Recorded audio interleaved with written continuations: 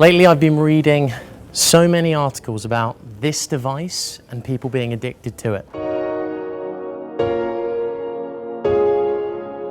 Yo, checking in with you with a really important message. One of the key things that we're going to do, working with the exam coach over the course of the next 3 months, 6 months, year, 10 years, however long you're with me and in this ecosystem on social media, we're going to work on this device, how to use it, how to really leverage it and make it work for you rather than you be addicted to it and not be able to control the time you spend on it.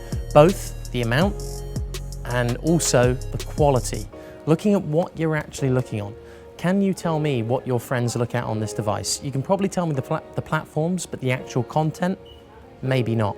So that's what we're going to focus on. The management of this device, effectively using it and carving out a path for ourselves in the future that leverages the power of it, but doesn't let it control us in a way that we don't want to be controlled.